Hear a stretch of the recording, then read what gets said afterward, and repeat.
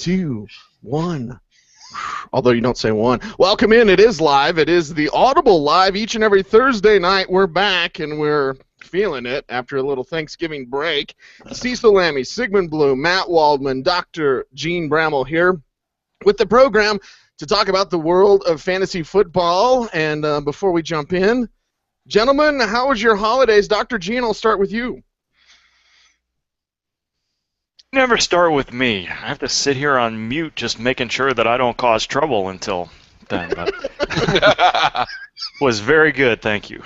Very good. A little traveling to my parents' house, got to see the family members, stuffed myself full of turkey and dressing, and still recovering. So, very good, thank you. Nice. Matt, yourself, how was it down there in Georgia way? Too much nutmeg. Got it. Bloom, how about Tejas? Good, except I was in the Metroplex. I was in the Dallas-Fort Worth area whenever they were getting absolutely taken apart, eviscerated by the Eagles, so that wasn't fun. You could hear the shrieks out in the street. Shrieks out in the streets in Chicago as we've got a Dallas and Bears game going on right now. And we're going to go around and get the hot, fresh takes from Dr. Gene Bramall about all these injury situations. It's week 1 of the fantasy playoffs. Where's the confetti that needs to fall down? And ladies and gentlemen, as always, the Audible Live brought to you by FanDuel.com. Make sure to check them out, FanDuel.com. The daily games revolutionizing this industry. So make sure you dial up FanDuel.com, where every week is a new season. That's FanDuel.com. Okay, before we jump to Dr. Gene Bloom, quickly a game update. Yeah. Is it a Cole Beasley night? It is a Cole Beasley night. He easily could have had 3 touchdowns. He caught the first drive. He caught the ball at the 1, and they went for it on 4th down. But it's been a DeMarco Murray night. Murray's touched the ball. What are we up to now? 26 times? Yeah, 26 times, including 8 receptions. Tony Romo looks a little limited, but he's actually put together a decent fantasy game. Made a nice throw on the run to Beasley for the latest touchdown. Des Bryant is just working the short stuff. Jason Witten making a few key catches. Jay Cutler started out somewhat inconsistent. Brandon Marshall made an excellent deep catch. You rarely see Marshall making the catches downfield like that. Made an excellent 4th down catch and took a knee to the back and is now headed to the hospital. So what we're going to look for here, Martellus Bennett caught a touchdown late in the first half. What we're going to look for here is it obviously is going to be Alshon Jeffrey and Bennett and Forte, who just had a fumble. And Dallas took that one down to open up a 14-point lead. What I'm interested in and what I'm going to be watching for the next 4 weeks here are teams that don't have anything to play for, in this case the Bears. How do they respond to these big deficits? Because we saw some teams really lay down last week, and it could definitely affect how this game goes if you started any Bears in your lineup. Well, one of the Bears you may have started in your lineup is Alshon Jeffrey, so we'll be watching him in this game tonight, of course, with that hamstring injury. Let's go ahead and jump into the injured guys. And first and foremost, Dr. Gene Bramall, who you can follow on Twitter, @Gene Bramall. Arian Foster, I think prominent number 1 in most every fantasy owner's mind out there that has him, or the Alfred Blue owners that say, okay, is there any sort of re-aggravation? Do we have any clues? What's your feel on Arian Foster this week, Dr. Gene?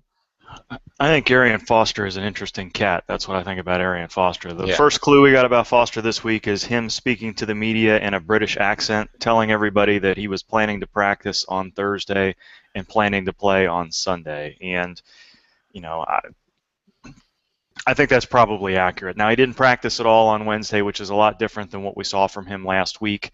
There was some concern. We saw him stretching out his groin, probably stretching his legs, and it just made sense that he was stretching his groin muscle. It was reported that, and you could see that happening multiple times on the sideline last week. So it's still tight. It's probably not 100% yet, but after he did that a number of times, he broke off a very nice-looking run in the second half of last week's game. So it's nice to hear that he was planning on practice. I think he is going to be listed as limited on Thursday. We'll know a little bit more about his practice participation on Friday. I was somewhat concerned on Wednesday when Bill O'Brien said, you know, he's day-to-day like he always is after not practicing on Wednesday. That hasn't been a very optimistic turn of events in the past this year.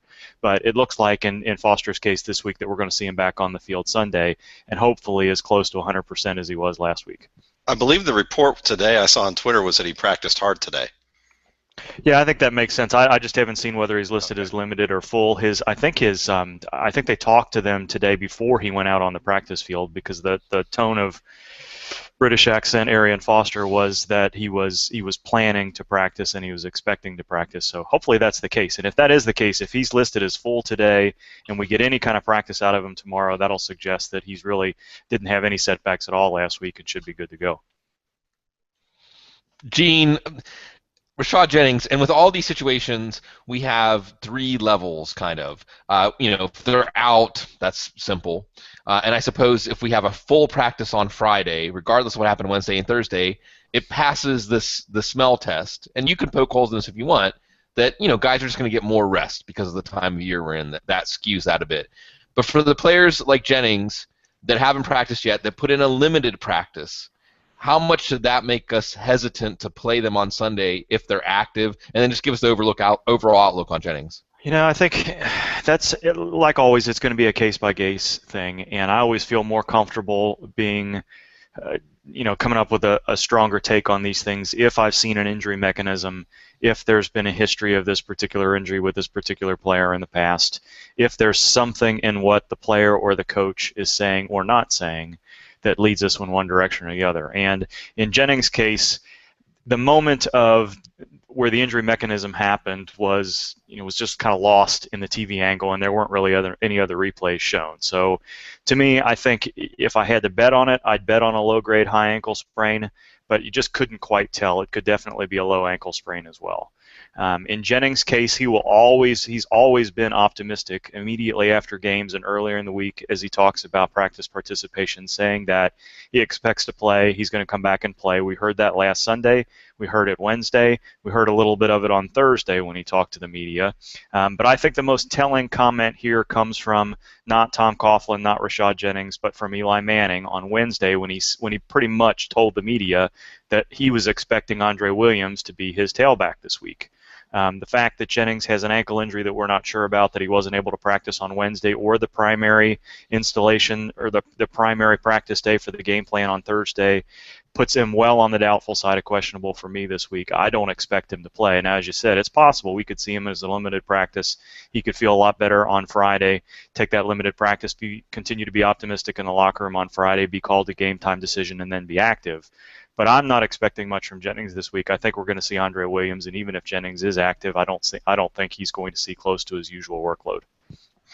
Well, just a quick game update. Dwayne Harris returns a punt for a touchdown, but it's called back due to a legal block in the back, like right after he catches the football, and then it kind of ruins a really nice return that he had there. But speaking of guys who are fast and big-time playmakers, let's talk a little bit about Deshaun Jackson. Certainly, he's a guy that can make your week with the type of play that he has. In many weeks this year he has, but he's also been a guy that's come up pretty short from time to time during the season, and he's a big-time boom-bust player. And I'm just wondering if you could talk a little bit about the injury that he has. And you mentioned in your always great report that his lateral agility might come into question, but his downfield speed shouldn't be impacted. So give us some on-field examples of things that should work out okay with him, and things that you would be worried about.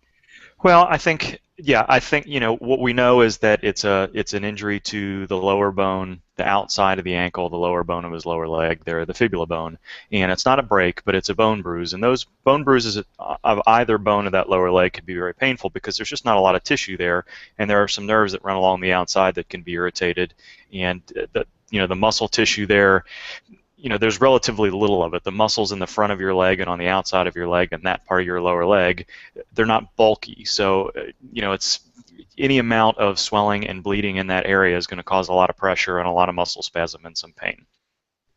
So, and because it's on the outside of the leg, for him to plant and move side to side, that's when it's going to get the most stress. So that's why I said, and it's not 100% accurate. It may take him an extra step and a half to try to get up to speed with this injury running in a straight line. But once he gets going to compete for balls downfield, and we saw this from him last week after the injury, it may not be all that limiting for him. Now, if he's got to change directions and do double moves, or we may not see him take as many bubble screens and slip screens screens this week, but I think it's something that, we saw Deshaun Jackson play through a pretty painful AC sprain earlier this year. He's played through this injury, albeit with the help of some adrenaline last week and possibly the week before when he had a little bit of a lower leg tweak. So I think we're likely to see Jackson play, but a lot of that's going to depend on how he feels Friday after practice. If he looks okay then, and Saturday's okay, and Sunday morning as he goes through pregame warmups, there's not that much of an issue there. I think we'll see him. But I think you could probably reliably bet on his target count being down a little bit and him having some difficulty making plays at the end of those deep 50-50 balls. So he's the very definition of a boom bust wide receiver 3 anyway. He's always been all or nothing. I think you kind of skew the chances that it's all being much less than the chances that it's nothing this week. He's Gene Bramall, Dr. Gene Bramall on Twitter, @Gene Bramall, and usually, Dr. Gene, on days where the news is very thick with the injury reports coming out on Wednesdays and Thursdays and Fridays, there's a certain time when it slows down. Not really today, and we had one come in from Tennessee about Kendall Wright breaking his hand. Now, this one is, pretty new. What do we know about Kendall Wright cracked a bone in his right hand when he slipped in practice on Wednesday? He's not yet been ruled out for the team's game against the Giants on Sunday, December 7th. Any thoughts here with Kendall Wright and how he could possibly play on Sunday with the broken hand? Yeah, I guess it is possible that he could play. What the determination would be, similar to what it's been for Tyrann Mathieu on the defensive side of the ball and so many other guys this year, is if they need surgery, if there's a pin or something that needs to be protected and allowed to, that bone to start healing around it, it's generally a 2 or 3 week situation before that can be allowed to happen and before the splint can be, sized such that a player can play through those things, at least when we're talking about skill position players like running backs, wide receivers, and guys that tackle too, like Mathieu. But in Wright's case, it looks like he was just, he had x-rays today. They let him back on the practice field with a splint to watch, so it didn't seem like something to where we were going to hear that he was going to get surgery this evening or tomorrow. That's where the possibility that he'll play this weekend comes from. But there's going to be a lot of swelling there. There's going to be a lot of pain. Wide receiver has to use, unless you're Odell Beckham, needs both hands to catch the ball reliably and consistently. So I think this is going to be something hard for Kendall Wright to play through. Don't put it past him just yet, but I'll be surprised if he practices on Friday, and I think I'd consider him questionable at the very best for this weekend. And it's Gavin Escobar, San Diego State Aztecs, baby.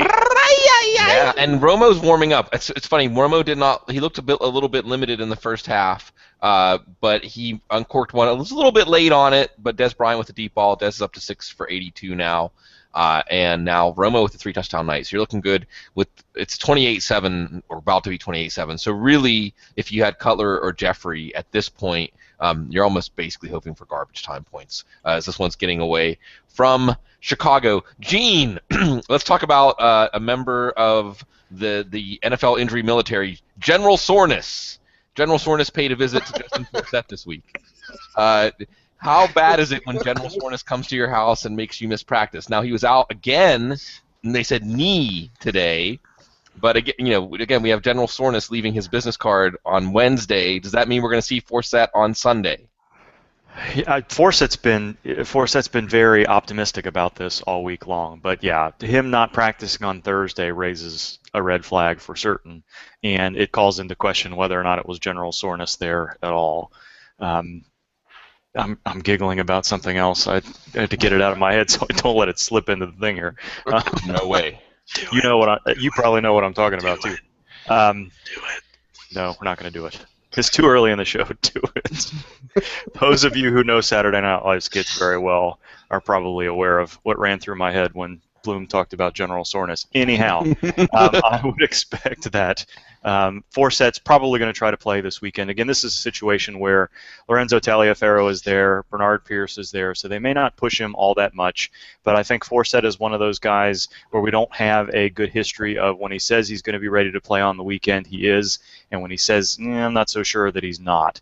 So I think let's take him at his word for now. Let's see what the Friday practice participation looks like, and kind of consider him a game-time decision now, despite his optimism. But I think we're probably a little bit more on the probable side of questionable here rather than the doubtful side.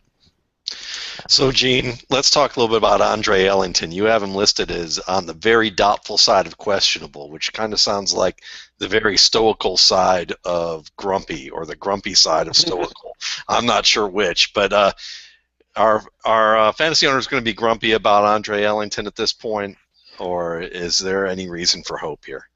Well, I don't know that there's a lot of hope for this week. I think, it's just a painful injury to come back from, and as we talked about on the Monday show, it's really the first 24, 48 hours that tells the tale. So, when you hear optimism about a hip pointer on Sunday afternoon after the game, and maybe even early Monday morning, until the trainers get a look at the guy when he comes back in on Monday and sometimes on Tuesday, hip pointers, because of the anatomy and because of the injury itself being some bleeding in and around that soft tissues there, it's an evolving process. So sometimes what looks like an innocuous situation on Sunday can turn into something very different on Monday or Tuesday. So it was a red flag for me when Bruce Arians said on Monday's afternoon's press conference that it was a severe hip pointer. And we really haven't heard anything to dispute that notion at this point. He's missed practice both on Wednesday and Thursday. We know he's had some other stuff going on again with his foot. So I think that was a setup. That was pretty much Arians setting up the fact that Ellington isn't likely to play this week. I think it's a little bit too early to handicap how Week 15 could possibly go for Ellington. I certainly wouldn't say that he's going to be out Week 15 at this point, but we saw Gio Bernard go through a similar situation. He was reported to have a hip pointer that then sort of lingered for 2 or 3 weeks before he could condition and get back to play. So don't expect to have Ellington this weekend, but hope we'll get him back in Week 15. Dr. Gene Bramall, let's stay in Arizona, and quite apropos that my producer, Brian Fitzgerald, I call him the Thing, was able to get me this limited edition copy of Faith No More's new single. Faith No More, as we stay in Arizona, that's what fantasy owners might be saying about Larry Fitzgerald. Fantasy owners of Michael Floyd might be saying this, because that's the name of the new single. Yeah, they might be saying that about Michael Floyd. So Larry Fitzgerald back at practice, Dr. Gene, and what are your thoughts and expectations here? As he's missed a couple of weeks, they're getting him ready, and it looks like he's ready to go. Do you have confidence that he'll look like the Fitzgerald that we normally see? No, I don't. I'm waiting to see if Fitzgerald is going to try to play with the brace or not. I just think it's going to be too limiting for him to cut and get in and out of routes and get up to speed comfortably with that brace. I've seen wide receivers, and these are high school players, but try to play with the brace on their knee, and we get them all taped up and ready to go. It takes about 5 minutes to get that thing on there before the game. They get all ready, dressed to go. They come out 2 plays into the game, and it takes them 30 seconds to rip that brace off. Skill position guys just don't like to play with that brace. It's different than the sense of ease and comfort that it gives an offensive lineman, at least in my experience. And I think that's what we've heard from other guys. David Chow was talking a little bit about that on Twitter, and Larry Fitzgerald was even saying last Friday that he really wasn't comfortable. It wasn't too restrictive, but it was restrictive. I mean, he's saying that it's restrictive. So if we find out that he's practicing on Friday without a brace, then I'll feel a lot more comfortable about saying that he can be his usual wide receiver 2 or better, depending on what you think of Drew Stanton. But I think he's going to try to gut it out and do the best he can. And for Larry Fitzgerald, that's not a bad outcome for the Cardinals. But if he's out there with a brace, I don't know that we're going to see 7 to 8 catches and 70 to 80 plus yards with or without a touchdown this week from him. Gene, a couple of tight ends looking good to return to action this week, Julius Thomas and Dwayne Allen. Should we just be treating them the way we treated them before they got hurt, or in this first week back, should we move them down? Not like there's that many tiers or places to move tight ends, but just have a little bit of hesitation. Well, I think some of it has to do with the matchup, at least in Julius Thomas's case, and Cecil may be able to speak to this as well. The difference with Julius... I'll tell you, Dr. Gene, not to cut you off there, but before you answer, the word is, from my Broncos sources, and I'm the closest person in the media to Julius Thomas, I'll say that. The plan is to bring him back and have him limited if he plays. But he's been having good days and bad days. Doesn't exactly give you confidence. But if he does play, he is going to be limited. Red zone, and that may be it, which is fine for fantasy. But just know that his snaps may be limited to about 40% maybe, and in the red zone. Yeah, and I think that's the way you probably ought to handicap Julius Thomas. The other thing to be aware of here is the Broncos' offense before Julius Thomas's injury and the Broncos offense now are different things. C.J. Anderson has made this offense different. So, we've talked about this off and on throughout the year. Julius Thomas's snaps are kind of high leverage snaps anyway.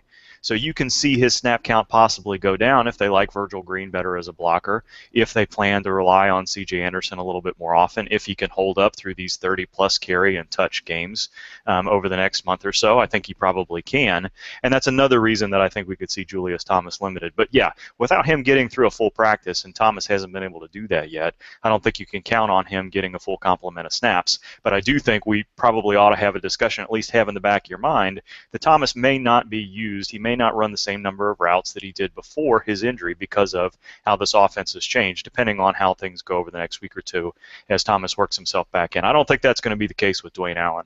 I think we've seen Reggie Wayne kind of drop off a little bit, especially against better cover corners. Dwayne Allen has gotten the rest he needed. He really wasn't practicing much through that injury instead of guys like, we've seen it with Brandon Marshall, and we saw it with Reggie Bush, and we saw it with Calvin Johnson, and so many other guys trying to gut their way through a high ankle sprain rather than just giving it that extra week to heal and hopefully come back as close to 100% healthy as they can. I think that's what we've seen with Dwayne Allen.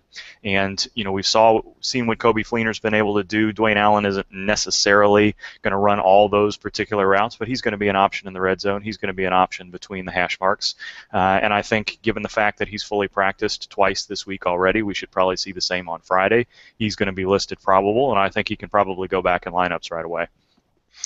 So let's talk a little Ben Roethlisberger and see what's going on with this sandwich here. Is it a case of where some of the meat's missing, the fries have fallen out, maybe an egg's gone, or is it just some lettuce that kind of fell out of the bun there? And, if it's just the lettuce, then, that sandwich is still going to be good. So talk to us a little bit about that. I'm not so good with food metaphors, I guess. I think the problem with Roethlisberger, most of you guys have probably heard, does he have a broken hand? Does he not have a broken hand? The semantics and the medical terminology and the anatomy, all that. I don't know that that's worth getting into here.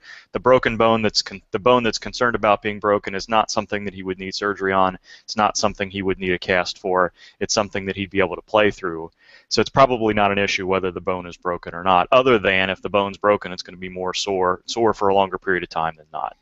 But the upshot of this is the swelling, the pain in that area, whether the bone is broken or whether or not he's just got some soft tissue bruising and damage, is the same. He's going to have difficulty following through with his hand. He might have some numbness and tingling again of his ring and pinky finger. And those things are going to affect his accuracy on every ball, not just on deep balls, not just on balls to one side of his body or the other. It's going to be situations where his passes are going to be a little bit high and possibly a little bit off to the right as well, depending on which way he goes, because he may not have the ability to fully follow through with his hand and feel the ball with his pinky and ring finger there. So when we saw a little bit of that last week as he was trying to shake the feeling back in his hand, a lot of his passes were high, a lot of his passes were to the outside of his receivers a little bit. So I think that's probably what we're going to see again this week. What we don't know is, Roethlisberger wasn't even listed with a hand injury on Wednesday, and he swears up and down that he's not going to have any trouble this weekend. And as the second half wore on last week and he got back into a groove and got some of the feeling in his hand back, Roethlisberger looked okay. We also know that the guy plays through anything and everything. He's played through sternoclavicular dislocations. He's played through jaw fractures where his jaw was wired shut. He came back sooner than expected from both of those injuries. He came back immediately from a pretty good high ankle sprain a couple of years ago, coming up out of the tunnel and trying to play through it. So I don't see any way that he misses this game. The question just is going to be whether or not you trust his accuracy or not. And I think, he'll find a way to get things done. And, at least the second half of last week's game was enough for me to say that I wouldn't shy away from him unless we hear something really negative on Friday. Wouldn't shy away from him either. I would shy away from his meat. It's Dr. Gene Bramall, again, here at footballguys.com, and it is the Audible. And you can follow Dr. Gene on Twitter at Gene Bramall. Dr. Gene, let's do this one more time around the horn, kind sir, and we appreciate your time. As always, my friend, I want to know your thoughts on Latavius Murray. Now, we know there's no such thing as a mild concussion. We also know that Murray may have suffered a setback. He's back. The word is out of Oakland that they're going to ease him back in the lineup. Are there any thoughts, concerns? Is this kind of business as usual with this concussion, or was the setback maybe a flag? Did it draw more attention from you? Well, I think that the setback, when somebody is practicing and then held out of practice, when he looks like he's been moving through the return to play protocol after his concussion relatively smoothly, is a red flag.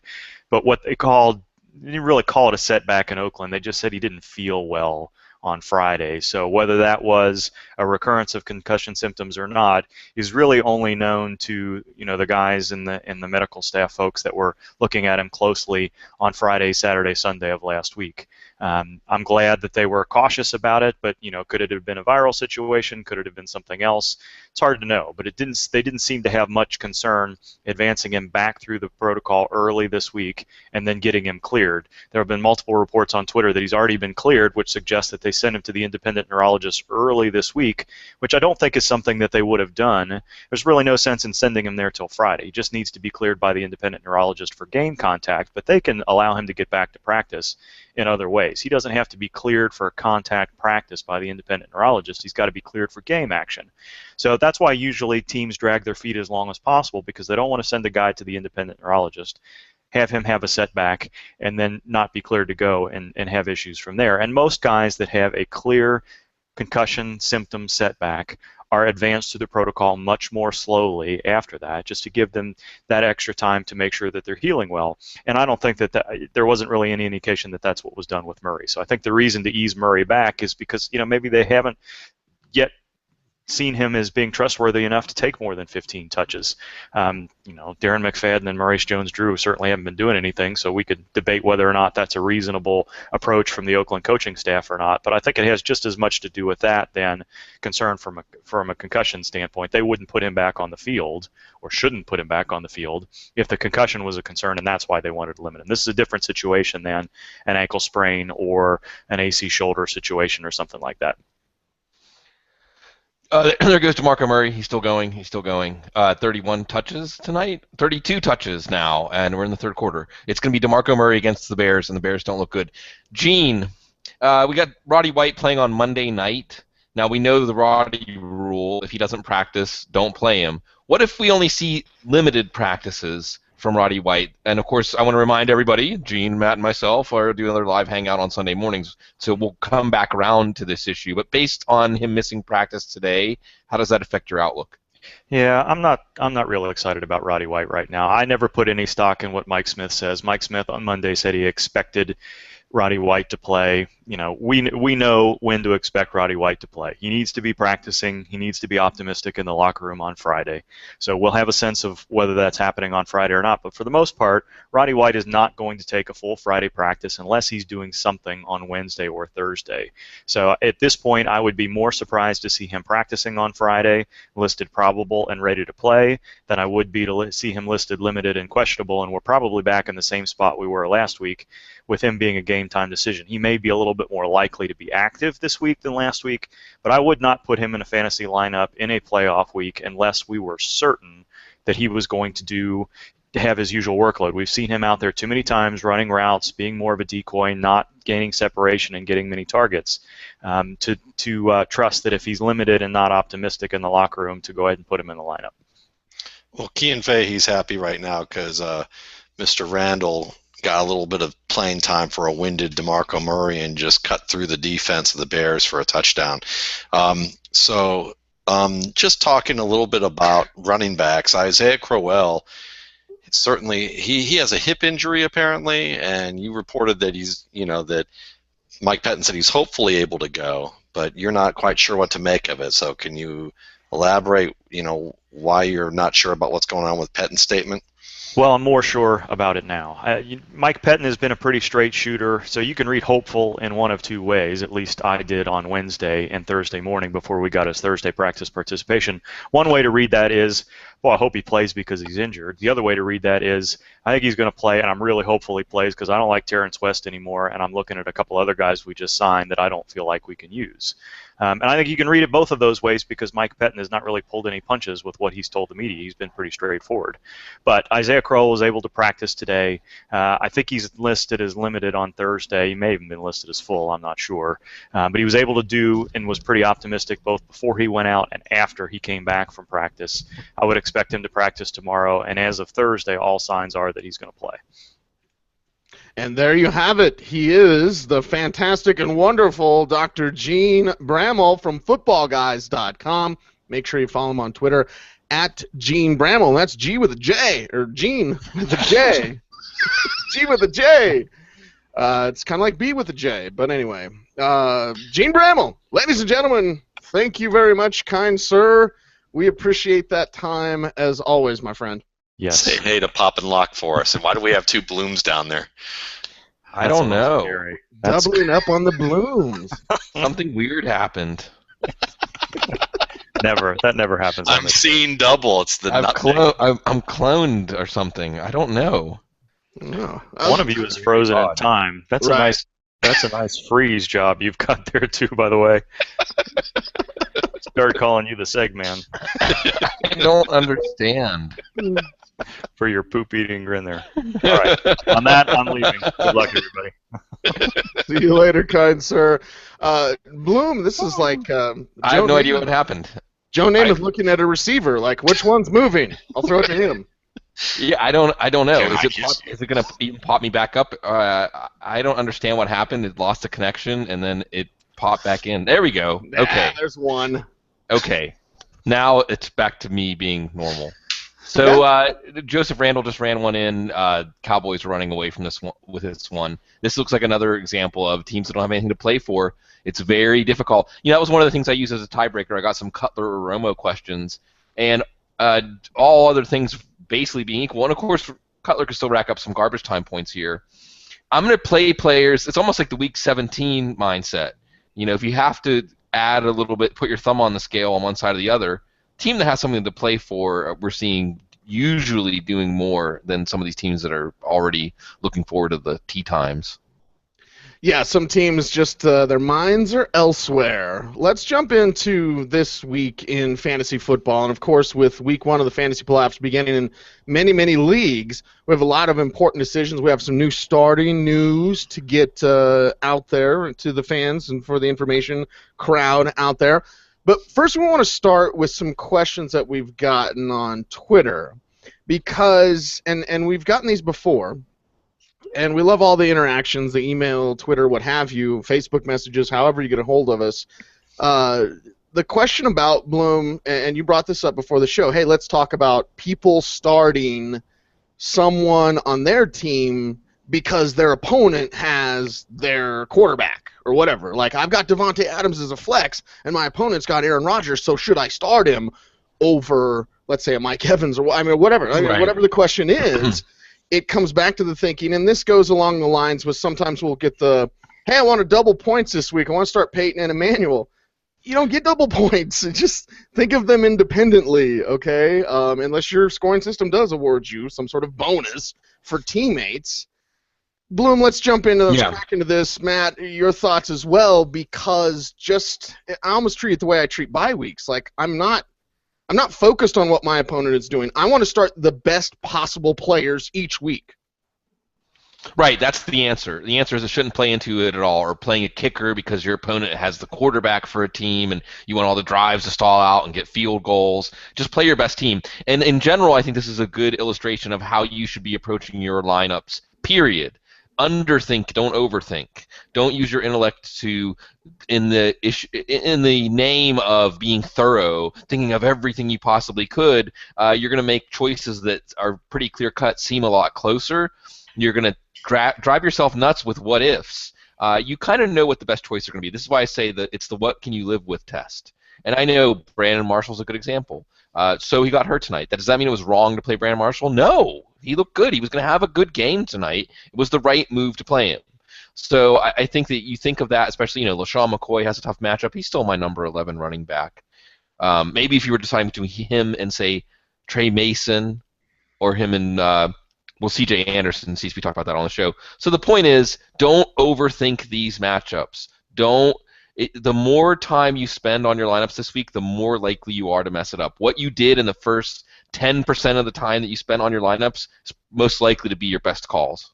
Yeah, push away from the desk, push away from the computer. Bloom, you brought this up on Twitter earlier. And, Matt, I want to ask you, it's almost like the pre-draft period, you know what I mean? Here we are in the week 1 of the fantasy playoffs, and it's like paralysis by analysis. We're all very analytical. All three of us spend a lot of time thinking about this great game that we love. Can fantasy owners out there, think themselves out of making the correct decision, Matt, by weighing all these options that really should be non-factors?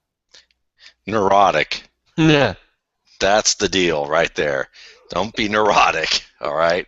We all can be neurotic from time to time, but look at that, read that, absorb it, and just realize that you're going to the point where you are being unstable about your decisions with fantasy football when you overthink it like that. It's not like your neighbor's yard or the homeowners association where you have to worry about having the same cookie-cutter lawn like everybody else.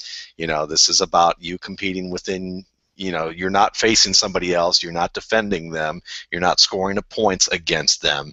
You are just picking the right lineup that is going to do the best job for you. And just keep it simple that way. That's all I'd say. Yeah, keep it simple here in the fantasy playoffs. Bloom, you brought up the LaShawn McCoy thing, which I think is interesting to highlight, and maybe if folks didn't check out the preview show yet or what have you, but let's flesh that out a little bit more because you bring up Trey Mason, and I've got my Marcy Rossman rule that we talk about every year this time of year, dance with who brung you. That would be LaShawn McCoy, but Trey Mason, that ascending talent, and we've seen it for weeks, Bloom. So if we talk about ascending talent, there are guys that have the flash, the 1 week flash. Maybe it was Devontae Adams last week. There's no Stedman Bailey. Exactly, Stedman Bailey, these type of players, not DeAndre Hopkins. We'll get to that later. But if it's for a month, we've seen Trey Mason do this for over a month. How do you feel about a Mason versus McCoy debate when it's fantasy playoff time? Yeah, and these are times that we still have to be rational. Dance with who brung you, don't overthink it, always start your studs, and so on and so forth. But in a 2 running back league where you have no flex, and let's say you've got a Marshawn Lynch or a Le'Veon Bell in the second round, and you're deciding between McCoy and Mason, who's a late round flyer, I do think we have to look at this with clear eyes. Okay, one clear eyes issue here is that McCoy isn't involved in the passing game, and there's no reason for you to predict that's going to change this week. Number 2 is Seattle's defense has played probably their 2 best games of the season in the last 2 games. Another one is, I'm sorry, when I think of Seattle's defense and I think of the Chip Kelly offense piloted by Mark Sanchez, and Pete Carroll knows a thing or two about Mark Sanchez, it doesn't feel good. I don't feel like it's going to be good things. Nice. The nice picture of Christopher Titus and Cecil Lammey. Is that a gang sign that he's throwing at you, Cecil? He's pointing at me because he said Cecil, he's like, what does that mean? You don't meet a lot of Cecils. And I says, it means blind. I wish it meant like great warrior hung like a horse. No, it means blind. And he looks a little like Huey Lewis. You ever notice that? A little bit. He said, now Cecil means, by his decree, he who walks with the gods. So when we're hanging out in Vegas, does that make us the gods? Exactly. Yes. Everything Bloom hoped for right there. That's it. We can just end the show right there. Drop the mic for Bloom. Yeah. So back into I am a god. Fantasy football discussion. Yeah. No. So Sanchez, Philly. You're going to have Richard Sherman taking someone away. You're going to have the middle of the field patrolled. Remember, Bobby Wagner. Some people talking about how Jamal Charles ripped up Seattle. That was without Bobby Wagner. And also Cam Chancellor's getting healthier. So it just doesn't feel like it's going to be a good day for Philadelphia. I don't see Chip Kelly being able to outflank the Seattle defense. What they're going to do is force Mark Sanchez and Philadelphia to execute precisely and consistently just to be able to make drives happen. So LaShawn McCoy is an 80, 90 total yard player with maybe a shot for a touchdown. Now, another thing we have to look at for reality is like you were saying about Trey Mason. It's been a while. He's not doesn't look like a flash in the pan, and Alshon Jeffrey is no flash in the pan with the juggling catch, and there's a garbage time catch for Alshon Jeffrey owners. I am an Alshon Jeffrey owner, a few. Anywho, So Trey Mason, this is the easy call where if you think St. Louis is going to control the game, Trey Mason's going to get 20 to 25 touches. He looks fantastic. He's got that rookie running back coming on in the middle of the season with more juice in his legs than any of the defenders on the field. They're playing out Washington. I think they're going to make poor Colt McCoy, look like a scared rabbit running.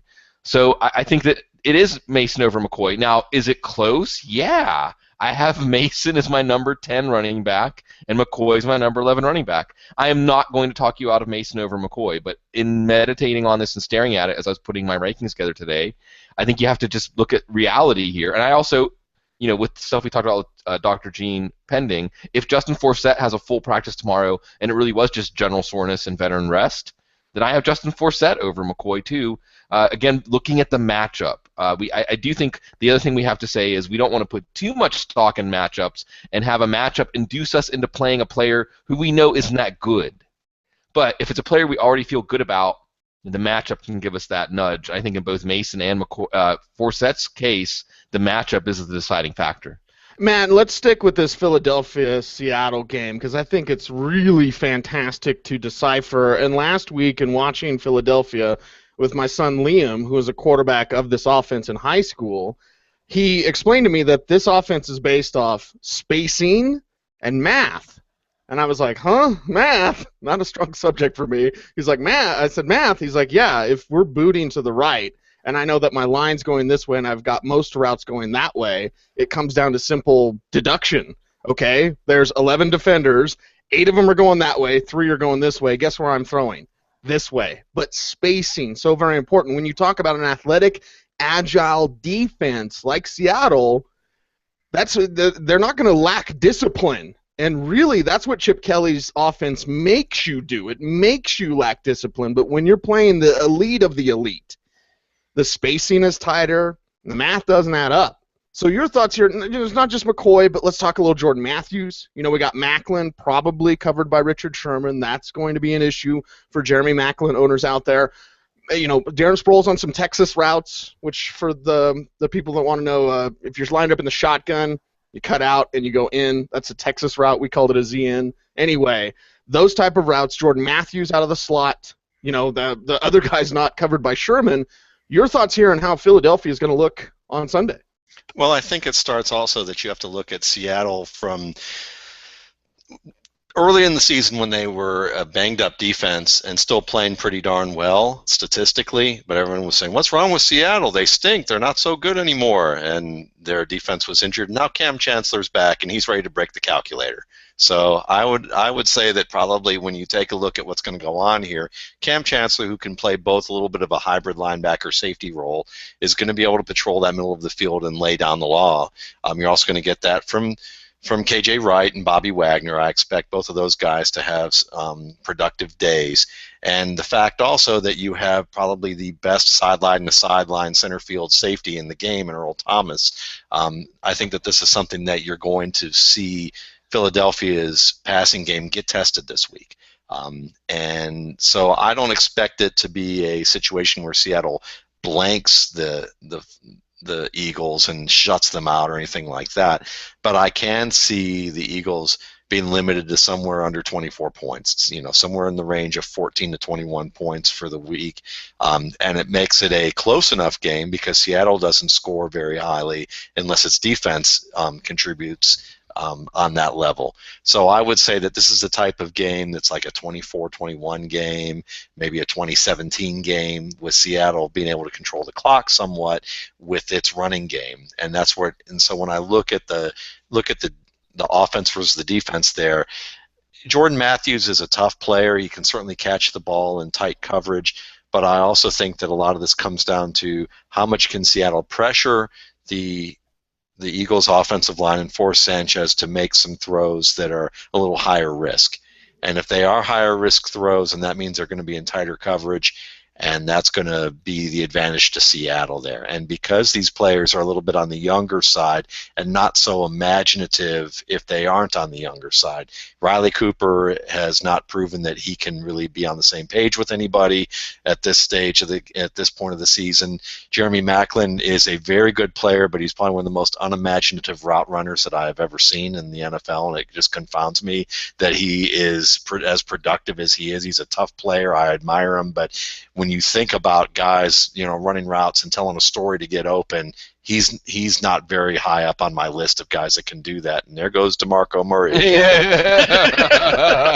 And so then, he gets all the way down to inside the 10, maybe inside the 5 at this point after breaking one up the middle. And this is off of looks like a little bit of a counter play that he cuts back away from the counter of the pulling guard through a massive hole that's left behind there to get it, inside the 7. So, really nice play by Murray. But the Eagles, it's going to be a close game. Should be really one of the most fun games to watch this season. But I do think that it's the middle of the field where Philadelphia does its best work, and the middle of the field is where Seattle does its best work. So something's got to give. And that's called Mark Sanchez. Bloom, of Sanchez versus Fitzpatrick decision. I know there's a lot of fantasy owners out there that picked up Sanchez. They're like, I got it. And now Fitzpatrick against Jacksonville. Your thoughts here if you're weighing those two options. I was wrestling with this tier. When I put together my tiers on Thursday, I do a first pass of projections on Wednesday, and then Thursday when I do tiers, I really wrestle with some of the players that are directly adjacent to each other. And I have a tier that's kind of you could do worse, try it and see what happens tier, and that is Eli Manning, Ryan Fitzpatrick, Kyle Orton, and Mark Sanchez, and Teddy Bridgewater. And the only one that Sanchez is ahead of in that tier is Bridgewater. Now, when players are in a tier together, I'm not going to tell you, oh, you're crazy if you start Sanchez over Fitzpatrick or Orton or Eli. I just feel like it could be a disaster. And I don't see Seattle as a team that if they put their foot on Philly's throat early, getting ahead is. I don't think they're. I mean, if they do get ahead 31-3 or something like that, then Sanchez could do like he did against Green Bay.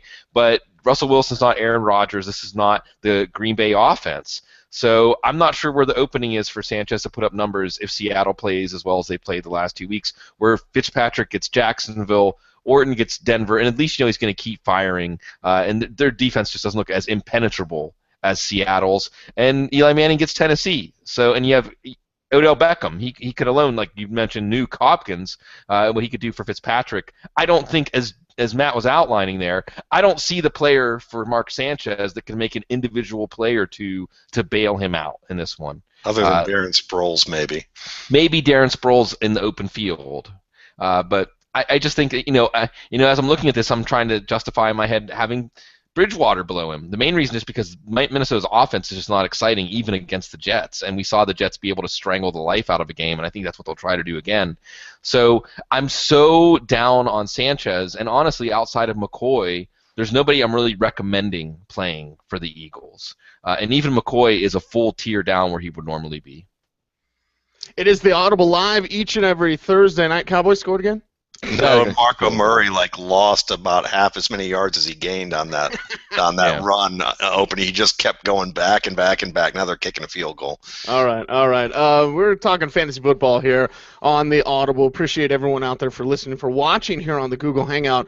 In a similar theme, Matt, I'll throw this one to you, and we'll get off the Eagles game for just a little bit, but in a similar theme of Dance with Who Brung Ya or emerging opportunity. Now, I brought up Trey Mason earlier, who's been doing it. We've seen that consistent production.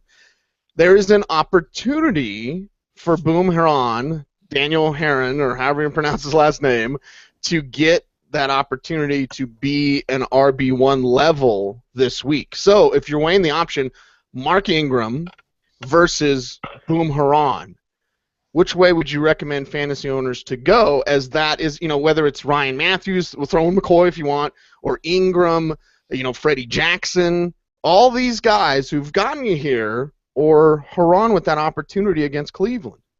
Yeah, and I think that there's a time that you have to go ahead and change partners.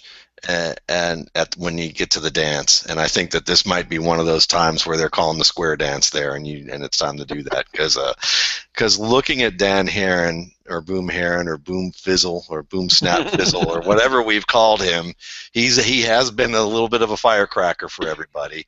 And you have to understand, look at Cleveland's defense, and the only thing that I would say about Cleveland's defense that I'd worry about is that if Carlos Dansby plays.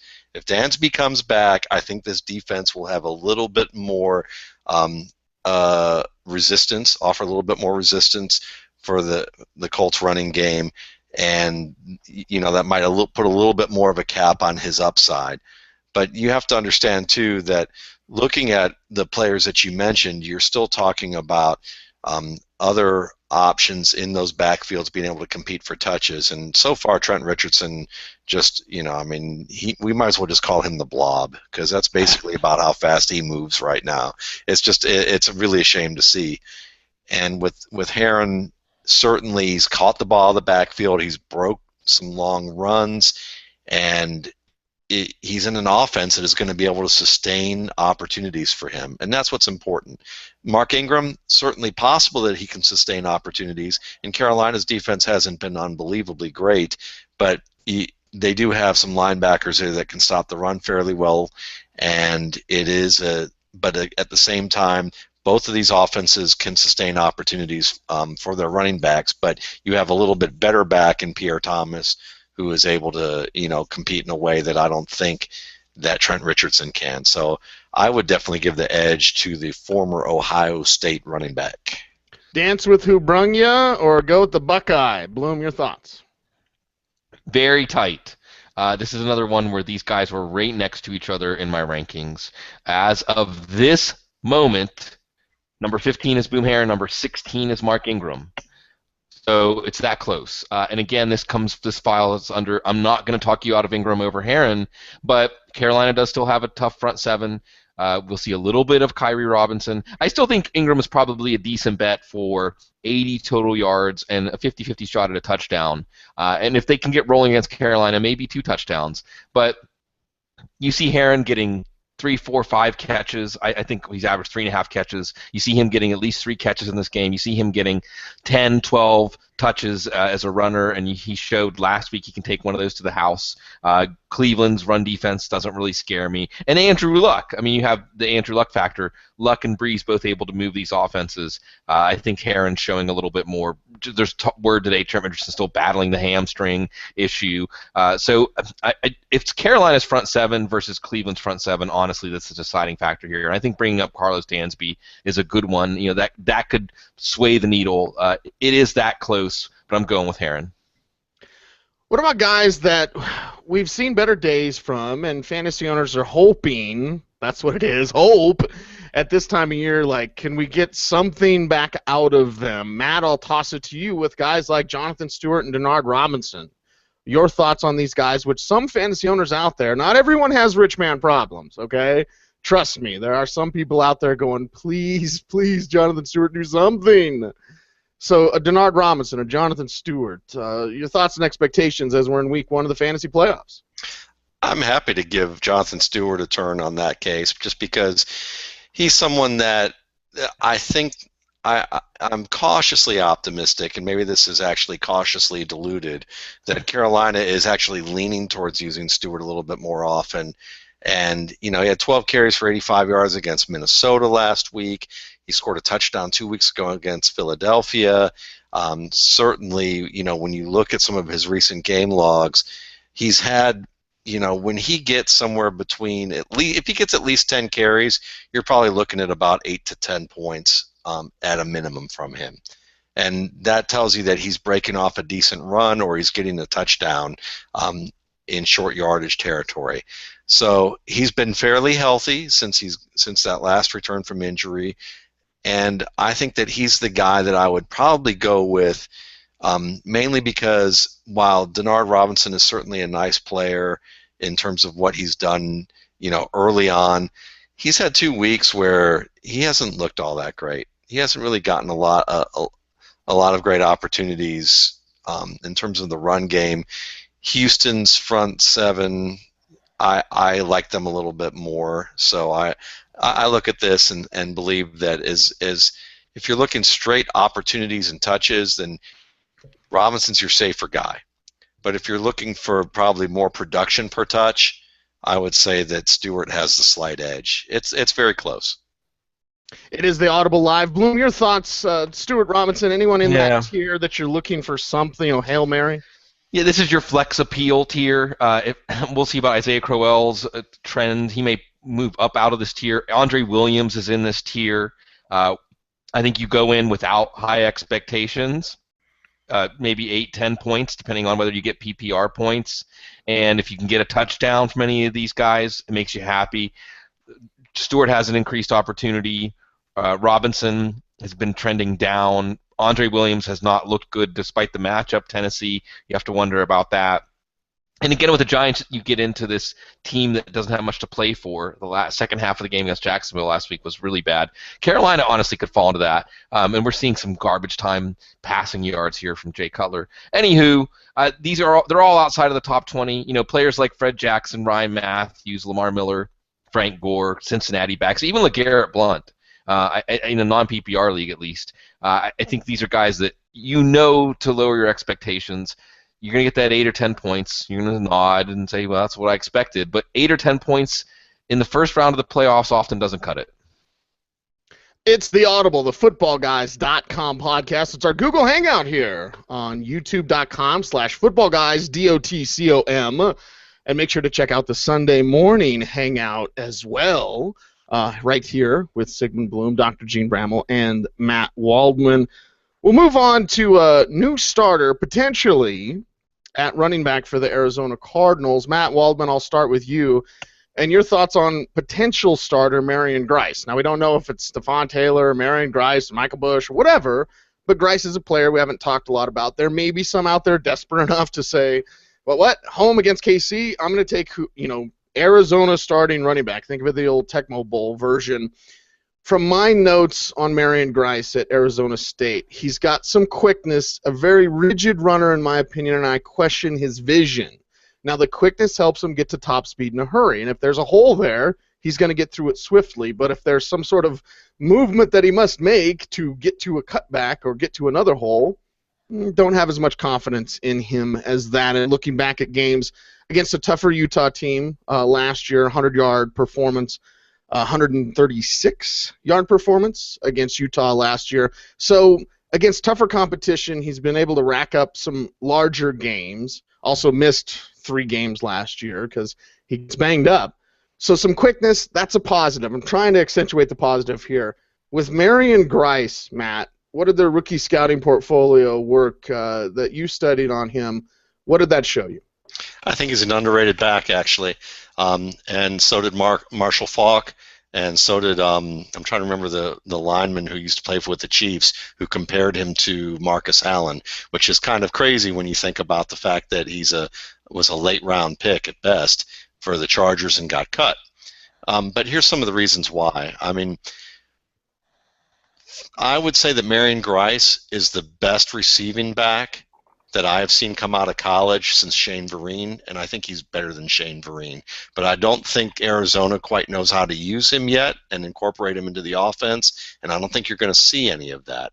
But based on the tape that I saw, he was used quite frequently downfield as a receiver, and then not only downfield on wheel routes or bullet routes or seam routes like that, but also in the red zone, matched up one-on-one against a linebacker or safety on back shoulder fades that you would normally only see thrown to a top-tier tight end or a wide receiver, and Grice routinely make these plays.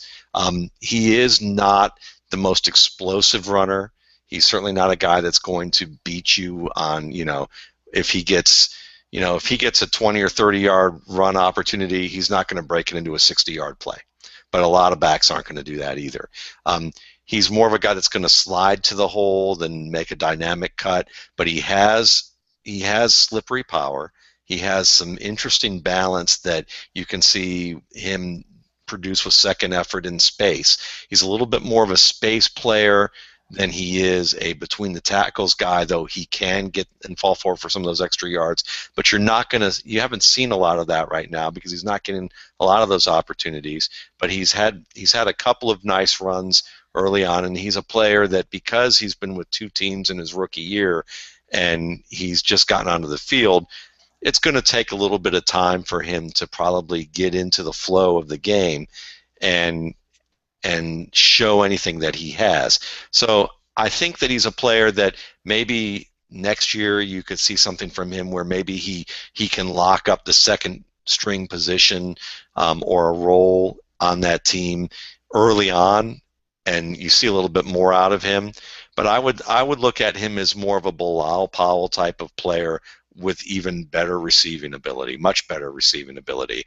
And if Arizona finds that Arizona really liked him in the draft, they thought that they were going to be able to get him late, and when it didn't happen, they were actually disappointed about it.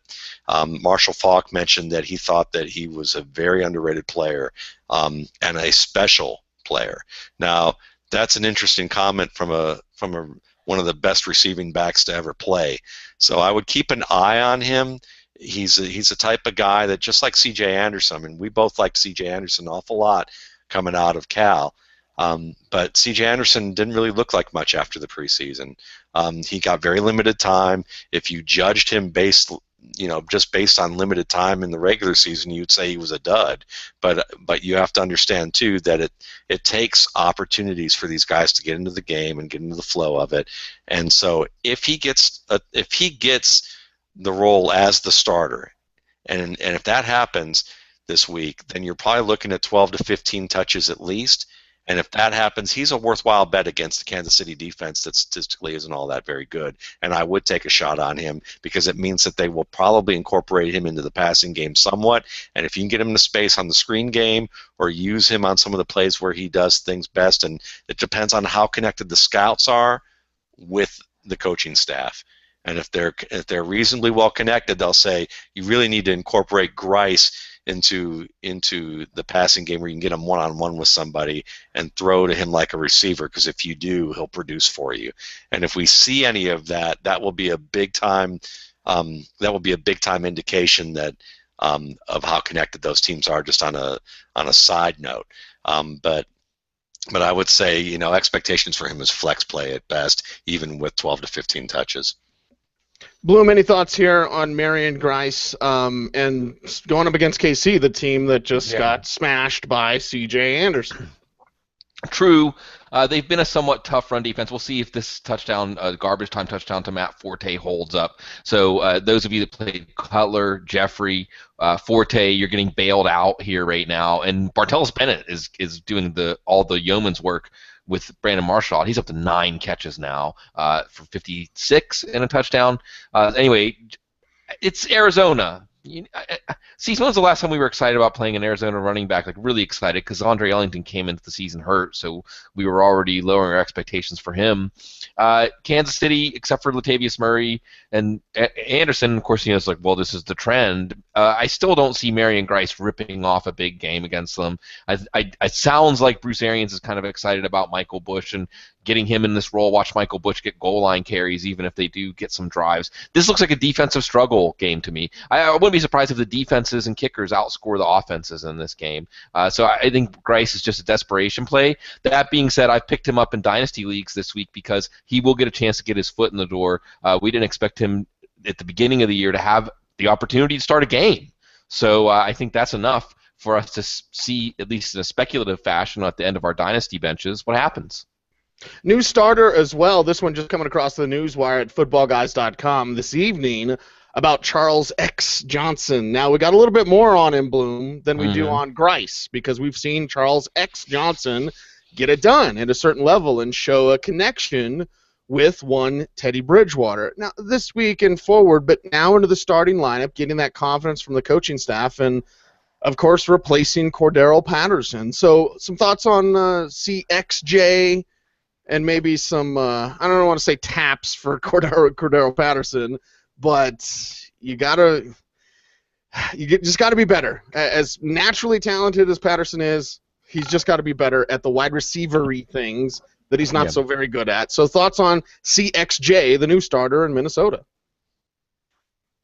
Yeah, I think that this is a good what the heck flex week for him because of the Jets matchup, because he is going to play all the snaps because he does seem to be the downfield target of this offense. I think Teddy Bridgewater can be competent at least in the passing game, although I think this isn't going to be a very exciting game or a high-scoring game. Remember, 2 defensive touchdowns for them last week.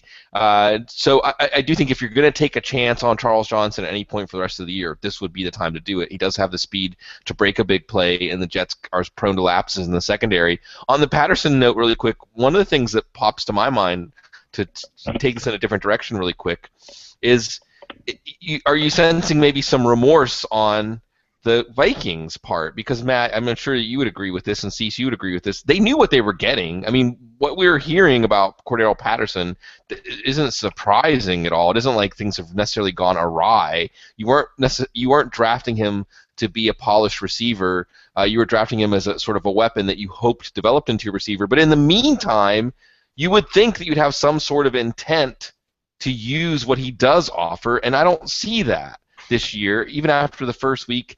And maybe it's Norv Turner. I mean, maybe Norv Turner is saying, I'm not going to change my playbook. I'm not going to change anything for this guy. These are the roles for the receivers. If he can't handle the responsibilities of that role, then he's not going to get on the field. I mean, that's just my best guess from the outside. So here's my question. Who are some teams that maybe would want to trade for Patterson in the offseason? Who are teams that play a little more wide open, if you will, and have more of a wide open playbook? I think Philadelphia. I think Philadelphia immediately. Yeah. That's the first thing I think.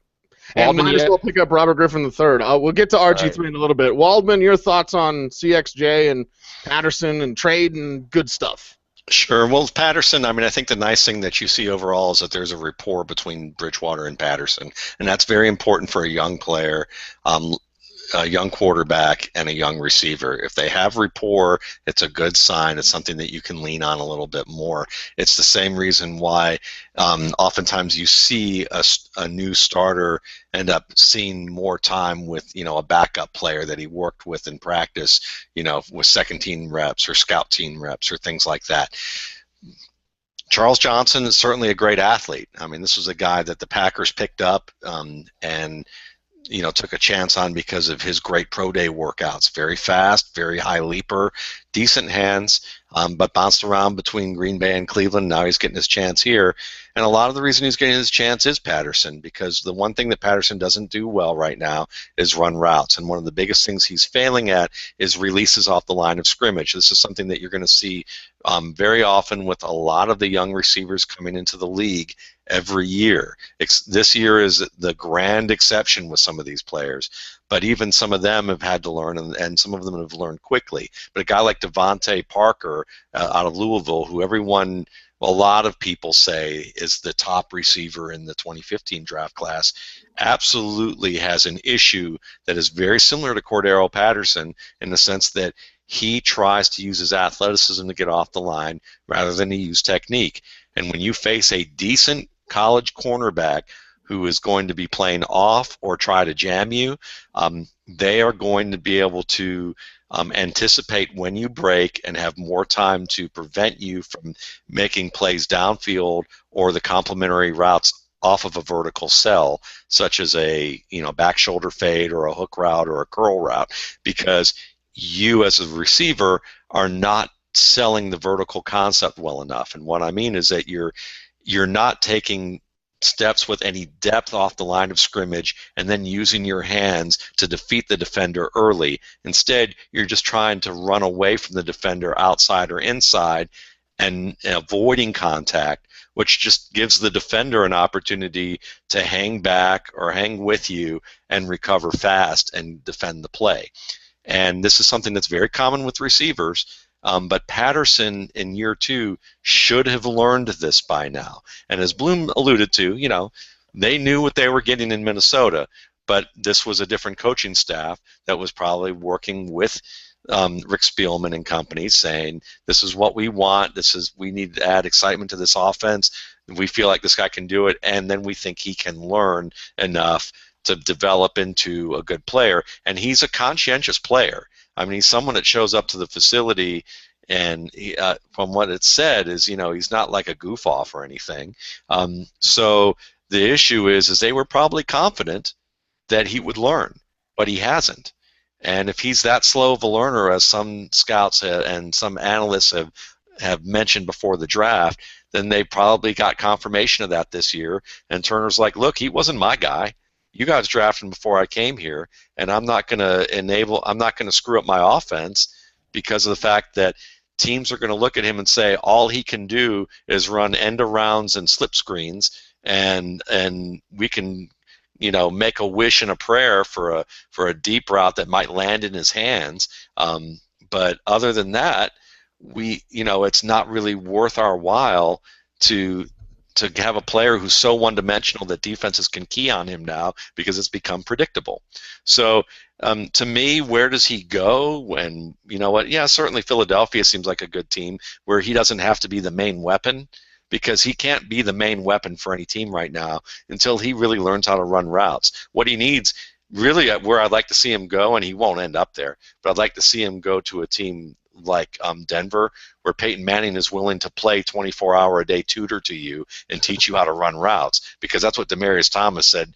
Has said he didn't learn how to run routes until Peyton Manning came into town and basically taught him. And considering that, talking to somebody like Chad Spann, who was an undrafted rookie, saying that Peyton Manning would sit there after practice or during practices with all the rookies and drill and work with them like a coach when he was still recovering from that neck injury and they weren't sure whether he was going to play or not. That tells you what kind of effort might be needed for Patterson's light to turn on. Patterson could well turn out to be the Dante Stallworth of this recent decade, which is a very promising player, another Tennessee prospect who just never truly got it done the way that the hype promised. Bloom, feel like we need a game update. What's going on in Cowboys-Bears land? Gavin Escobar on the Hands team could not handle an onside kick, and the Bears got it back and went right down the field. And what you're seeing here is, and this is not the most rousing endorsement of fantasy football, but what you're seeing here is that because Dallas got so far ahead, it was 35-7, remember, you saw them let up a little bit, and in the fourth quarter, Chicago has scored 3 touchdowns, and Forte, Jeffrey Cutler owners are getting points here. Cutler's going to be a top 5 quarterback this week, and he didn't really play especially well. He lost Brandon Marshall, but the game script is going to give him a game, and it's bailed out Forte and Jeffrey, who were not looking like they were going to do much through the first 3 quarters. Now, the interesting thing that's going to swing back here is the Bears are going for yet another onside kick, and don't kick it to Escobar. No, they don't. Des Bryant gets it this time. So now does Dallas put another drive together? Because they probably would have been content to punt. And DeMarco Murray's going to swing. So what's going to bottom line coming out of this one? Your Week 14 games, for the most part, are going to put teams. I hope you had players going tonight, because Cutler and Forte, baby. Yeah, Cutler, Forte, Murray. Des Bryant, we'll see where he ends up. He's been maybe a little bit underperforming. Jason Witten a little bit underperforming. Martellus Bennett, especially in tight end premium leagues, he's going to swing some matchups. And I think the point is you're behind the 8 ball if you didn't have some players going tonight. But that should clarify some of your decisions. You're going to be looking for more ceiling. If you were deciding between 2 quarterbacks, like, say, Cam Newton and Andy Dalton, I think you're probably, if you faced a Cutler, you're going with Cam Newton, and there goes DeMarco Murray again without fail. Every time I look up, this dude's running away from somebody. So if you don't have some of these players in your lineup tonight, it should affect some of your decisions to make you swing for the fences to go for more upside, because this game has definitely not been your typical offensive game. It hasn't been a very entertaining or exciting game to watch, but because of the back and forth game flow, it has produced a ton of fantasy points, and we're not done yet. Thursday night football, man. It's always interesting. And Zook must have known something, Matt Waldman. Andy Dalton. Bloom said Andy Dalton, and he said where? He's like hungry. Jason World's going to get him. They're going to go after him and take him down. I want to send this around before we wrap up tonight's show. Just a couple of quarterback notes here to get your guys' thoughts on. And I mentioned RG3. We had the report or tweet, essentially, from Adam Schefter saying, sources say there's a chance that we could see Robert Griffin III back in the lineup. Then you hear, people speculating they're going to choose Jay Gruden over Robert Griffin III, to which I said on Twitter, essentially in a 6 degrees of separation way, you're choosing Jay Gruden over Mike Shanahan because you chose Robert Griffin III over Mike Shanahan. And that math is wrong to me. Shanahan, a superior offensive mind, my opinion. Point is this. With Robert Griffin III, and what's bothered me so much, Bloom, is the fact that, and trust me, RG3, Cam, these guys have plenty of doubters, okay? They come out of college, plenty of doubt. And to hear the people pumping their chest over Robert Griffin III's demise, Colt McCoy gets the starting nod, and everyone's like, I knew it. I knew that Robert Griffin, I knew it. First off, slow down. Secondly, shut up. And thirdly, realize this guy hasn't been right since that playoff game, okay? And if I have to say Mike Shanahan broke him, that's what I'll say. Mike Shanahan broke him. But we are seeing an incomplete player. And there was something there, Bloom. There was something there with Robert Griffin III in his rookie season. It wasn't just the read option. It wasn't just the shorter stuff. There was something there with bucket accuracy. There was something there with the ability to rise to the occasion, to take it to an opponent. There was something there with Robert Griffin III that we may honestly never see again. So whether or not he plays again for Washington at all, ever, this year, they trade him to Philadelphia or whatever happens with Robert Griffin III, I don't think the people that didn't like him before the draft should be coming out now and pumping their chest about how they were right. No, I agree. I mean, it's the same thing, and even the people who thumped their chest about Vince Young. I mean, he was at least on a middling trajectory, and then he had emotional problems, and he kind of collapsed. And if you predicted that, okay, if you were really hung up on the durability issue of RG3, I think that you're seeing that prophecy come about, and then some downstream effects of that. But the book is far from written on his complete career. Although I was thinking about this today, that it does seem like quarterbacks kind of go through irrevocable changes. It's very rare to think of a quarterback who really turned around his career after bottoming out. There are a few, but it's definitely the exception. So you're seeing even more trend spotting based on this. I've seen a couple articles this week. Oh, is this the downfall? Is the running quarterback now not a thing anymore? And we're watching running quarterbacks struggle, and that means, over the arch of time, you're going to see more and more athletes at quarterback. It's obvious that that's the way football is going. So come on with this. Well, Colin Kaepernick and Cam Newton and RG3 aren't playing well, so there goes the running quarterback. No, I wouldn't say that. But I do think you're right to say that it is a bit premature. And by the way, I want to point out, the Cowboys are giving the Bears a chance to win this game. They ran the ball 3 times in the red zone to set up a field goal. There's 3:40 or so left. The Bears have a timeout. They're down by 13 points. They've already converted an onside kick in this game. And Des Bryant is mad on the sidelines about Des Bryant saying, call my number. We can get that play. We can take more time off the clock. Come on. So I agree with him if he's frustrated. Oh, great. Now we're going to get a bunch of idiots being like, look at Des Bryant explode on this. No, he's just really competitive. I love that Des Bryant is like that. I want that guy on my team. Yeah, that's the why type of teammate you need.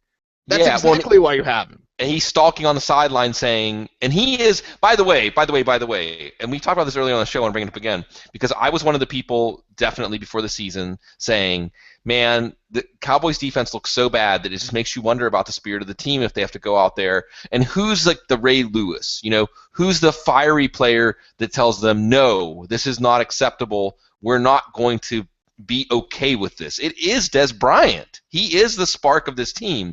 So he's absolutely right to be on the sideline saying, if we have a play where if we convert that play, our chance of winning goes way up, and it's a 3rd down and 4, 3rd down and 5, and you don't throw the ball to me, why am I on this team? What are you doing if you're not throwing the ball to me? So I think that just means he really wants to win, and that's what you want on your team. That's what you need. It's the lifeblood of your team. Matt, your thoughts on RG3? And know this, I've gone back and maybe reminiscing, what have you, thinking about Shanny a lot recently, Matt. In going back and watching RG3, and there are similar play structure. It's not the exact same play, but there are similar play fakes, similar reads, similar route concepts that he ran with Shanahan that he's run with Jake Gruden, and I compare contrast rookie season to this year. And there was stepping into throws, there was bucket accuracy, there was long distance timing. All these things were there with RG3, and that's why the people who are like, oh, it's just the read option or running around, blah, blah, blah. He was doing it as a passer, and he was having proper mechanics. I look at this year's RG3, and again, he may be ruined. I look at this year's RG3, and I see short stepping throws. I see not following through with his arm. I see abandoning the play too soon because he's seeing ghosts. And we talk about this on the show all the time. Quarterbacks who see ghosts, it's a trouble spot. Aaron Rodgers overcame that. People will want to rewrite history. No. Aaron Rodgers at Cal saw ghosts. He was closer to Blaine Gabbert coming out of Mizzou than people think, okay? And Rodgers got over his ghost problem. Gabbert never did. RG3, it seems now that he's haunted with this, what a segue. He's haunted out there. Matt, your thoughts on RG3? Listen, there's nobody other than the Washington media who has written more in depth about Robert Griffin for the past 3 years than me.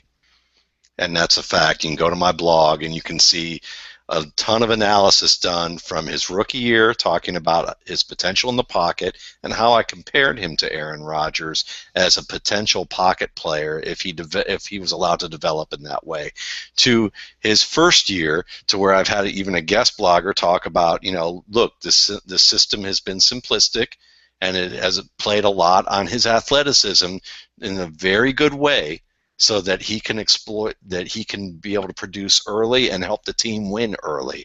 And there's nothing wrong with that in the sense of that Mike Shanahan did a very astute job of saying, here's my player, he has game-changing talent, let's use the best of that game-changing talent with a minimal amount of development needed for him to be successful, and that's what they did. But when he got hurt, that's when he got ruined, because between Robert Griffin's desire to be a tough guy and to be a very tough guy, something he exhibited even at Baylor, where he took some shots that really weren't worthwhile for him to take in the pocket, to be that last-minute thrower, trying to make that last-second throw under pressure, to the fact that he's going to play hurt and throw his body around, and the fact that the Washington organization allowed him to continue to play hurt and figured that they could continue to lean on him and maybe he would work back from his injury. It did ruin him. And last year, there were a lot of things I wrote about the degradation of this young player. The way that they used a lot of max protect routes, max protect schemes, and they still were allowing pressure in. And then how that was degrading Griffin's game, because the number of hits that he was going to take, the fact that he wasn't finding anybody open, was causing him to make decisions that weren't very good. And when you're a young player, young players who don't have opportunities to succeed are going to start to slip into bad habits. Even veteran players like O.J. Cutler, Matt Stafford, Brett Favre, when you don't have opportunities to succeed, you slip into bad habits. That's what you do. And there is no position in football, or in sport for that matter, that is more apparent in watching a player get broken down and lose that will or that ability to play at the level that they once did than quarterback. They can get beaten up and beaten down faster than any position in sport. And that's what's happened to Robert Griffin. It's not the fact that he wasn't talented ever. It's not the fact that he wasn't smart enough or that he couldn't have been a good quarterback. And you can blame whoever you want, and they're all part to blame. Griffin's part to blame for some of his behavior and his attitude, and for his degradation of play. And then it's also Mike Shanahan's to blame for putting in a simplistic offense and sticking with certain simplistic concepts that weren't going to work, and sticking with the player who wasn't going to be able to execute them because he wasn't healthy enough to be out there and play at the level that offense demanded. So you could blame the offensive line. So there's a lot of things that come into play here, but the point is that they wanted to make it work. It worked year one, and they did not change fast enough when they saw that it wasn't going to work year two. And now they have a quarterback that they invested a ton of money in, and they ruined. And Griffin ruined himself in that regard too. So I look at this, and it's going to be very difficult for him to come back. He's a very smart guy. He's certainly someone that had the potential to be a pocket player, but after you take so many hits like that, Trent Edwards was a reasonably promising quarterback in Buffalo.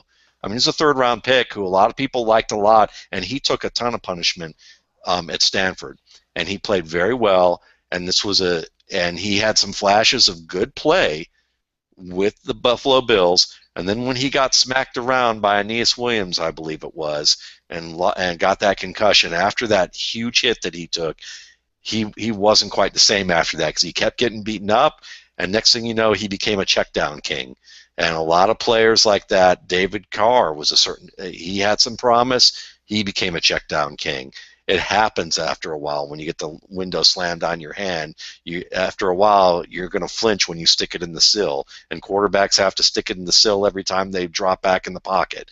So it's a shame, but the things that you talk about, whether you see coming or not, you can see coming that he was reckless and that his athleticism might be an issue, but it's really about whether you're a team from a philosophical standpoint. As a team, do you want a player that you're going to exploit his athleticism early and risk making him an incompetent pocket passer to the level that he could have been early, or later on within the next couple of years? Or do you slow develop him and let him become a good pocket passer and then let him use his athleticism as a bonus? And I don't know if there's a correct answer for either one. I prefer the pocket passer, because McNabb, McNair, Steve Young, these were all examples of players who played well from the pocket, who could run their ass off. But they learned to become complete quarterbacks, and I don't think those systems allow these players to be complete quarterbacks. So to me, it's not the end of the running quarterback, but it might be the end of a system that favors the run too much. And the Bears drive down the field, and you see Orlando Scandrick make an interception. They're ecstatic. Josh Morgan. Orlando Scandrick has them ecstatic to get the win, because it was in question there. A touchdown and an onside kick, and this tired defense would have had to defend the field to win the game. But now it's over, as long as we can get the Bears to use their last time out. Yeah, and there we go. Get up. Yeah, get up, please, fantasy owners saying. But Smoking Jay Cutler, ladies and gentlemen. It is the Audible. We got one more quarterback. I really want to get this in here, guys. We'll go into just a little bit of overtime on tonight's show. And Bloom will keep abreast if anything changes there with Smoking Jay Cutler. But Bloom, to you, and I'll keep it brief. Mm-hmm. Listen to the recap show. Listen to the preview show if you want to hear me talk more about Johnny Manziel. Here's what I think is going to happen, Bloom. They're going to start Brian Hoyer. It's going to suck, okay? They'll lose to Indy. At some point, they'll start Johnny Manziel, and it'll work. And he'll give him that spark. Again, don't have a lot of film on him. We saw him make some plays. And I'm not the Manziel believer here. But Hoyer has done nothing to instill confidence other than, well, it's been 20 years, and he's our only winning quarterback, which is factually true. But does he give you a threat? So what they'll do is they'll miss the playoffs. And I know Browns fans will be like, oh, you just hate it because you're a Steelers fan. No. I'm rooting for Cleveland. I'm cheering for Cleveland. Kyle's a great kid. I want Cleveland to have success. Here's what's going to happen. They're going to go to Hoyer. He's going to suck. They'll switch to Manziel, and it'll be too late to make the playoffs. So if you could play revisionist history, had they started Manziel sooner, maybe they'd be in the postseason. Bloom, your thoughts? Yeah, again, on the couch earlier this week, Paul Charchian laid this out perfectly, and it's not necessarily that you agree with it or it's what you would do, but I think it is a good ascertaining of what the thinking here is. And the thinking is, well, if you start Manziel this week, you're in with Manziel for the rest of the season. The Cowboys taking a knee now. If you start Hoyer, if Hoyer doesn't look any better in the first few drives, you can go to Manziel, and then that's it. But at least you have some recourse. Is that a good reason to make a choice? No.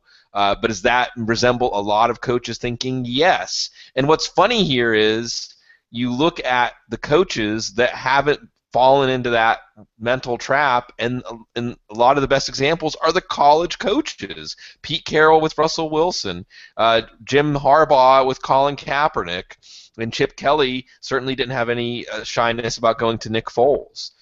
So I think it's just one of those old guard NFL ways of thinking where you're more afraid of being second guessed than you are of losing, and that's a problem. I think we're all being a little short-sighted with this one, to be honest, because I like Manziel. I thought he looked good. I think he's got a nice arm, and you saw some of that on display against the Bills.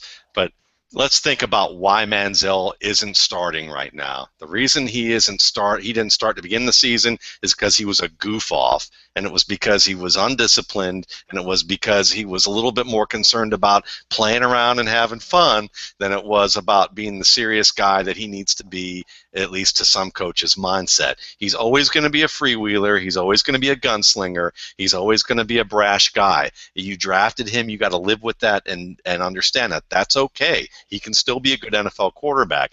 But if you're the coach, the new coach for a first-year coach for a team, you're trying to establish your regime. You're trying to establish the way you want things done and how you want your players to do things. Brian Hoyer is the good soldier in this respect. Johnny Manziel is the young guy who's going to test the limits every chance that he gets. If you're a first-year coach and you've got a little bit of a longer leash on a team that you know isn't supposed to win any playoffs games this year, whether he's going to admit it or not, no one's expecting the Browns to get into the playoffs, much less win in the playoffs. So why are you going to start a guy who might give you a little of excitement, win a playoff game, maybe even win two by some Cinderella chance, get a ton of attention, and then it play out just like Texas A&M for the past couple of years, where yes, maybe all this controversy, all this ego, and it gets to the point where maybe Manziel starts to think, I'm a little bigger than this team. I don't have to necessarily listen to the coach with everything. I can kind of do things my own way. And that totally defeats the lesson that he's trying to impart on this kid from the get-go, which is you're going to do what I'm asking you to do, or you're not going to play. You're not going to start. You need to work. You need to work harder. You need to prepare. You can't just freewheel all the time, and you need to have a little bit of, you need to show some of that, and you need to earn your starting gig. And I think that if they start him now, if they start him in the playoffs and he gets a win or two, then you're going to get some of this, all of this notoriety, and he's going to just soak it in because he's an attention whore. And I think that's Isn't he going to do that anyway? He's going to do that regardless if he puts in the work. Like that's at least like the Cordero Patterson talk we had. They should have known better. Draft Aaron But if Murray he puts in the work, at least he's more prepared, and you can deal with the attention whore aspects. But if he doesn't put in the work and thinks that he has a little bit of success and he's bigger than the team, then you've lost your team, and you eventually will lose him the way that Robert Griffin and the Shanahans had their parting of the ways. Look, I'm not saying that your analysis is incorrect. I think it may be exactly on the bullseye, but what it probably is indicative of is some things that we saw signs of at the draft, that there may have been a disagreement in the organization, and that this pick was pushed through maybe over Mike Pettine's head. Because if that is the case, then you have an organization that is taking an approach to this player where they shouldn't have taken him. They shouldn't have taken him. If you're going to say, okay, if you change into someone different than the person you've been for your whole life, then we're going to feel comfortable with you. Yeah. Then but don't it's more, take but him. it's and I agree with that aspect of it. But if it's more like, look, you got to work harder, and you have to be more prepared than you are, then that's a point that you have to. How many quarterbacks could do it on Sunday that didn't do the work, Wednesday through Saturday? Brett Favre. Brett Favre is a great example of that. Ben Roethlisberger got it done all the time. Your own Steelers was a guy who basically didn't prepare all that. Why did you take this player if you want him to fit some straight A student mold? That's not who he is. Yeah, take but Teddy maybe Bridgewater if you want that guy. Maybe they just want him to be a C student, and he's not even being that. So, I'm sure. Well, okay. Well, there's a reason we're seeing every rookie quarterback under the sun start, except Tom Savage. We're seeing every rookie quarterback under the sun start, and not Johnny. I talked to Adam Schefter about this. I said something's going on in Cleveland where he's not doing something in practice. That's what it boils down to. Yeah. Well, it's a personality conflict. I mean, it's a personality decision, not a football decision. And we must remember, Colin Kaepernick didn't start his rookie year. He started midway through his second year. So he had a year to prepare himself. So, and this was a freewheeling, improvisational quarterback. So, but the San Francisco was a lot better team with Alex Smith than Cleveland has been with Brian Hoyer. I just think they were a lot better team than Cleveland. Hoyer's been on the fact that they're actually competing for a playoff spot in Cleveland with an injured offensive line. I don't know if that analysis is. I think I guess what I'm trying to say is you had more of a sense of waiting to picking your spot. Now you should have a sense of urgency about this season. I mean, this is a team that has had one playoff appearance in their reboot existence, and there is a playoff berth within grasp. And I don't think the team has confidence in Hoyer. I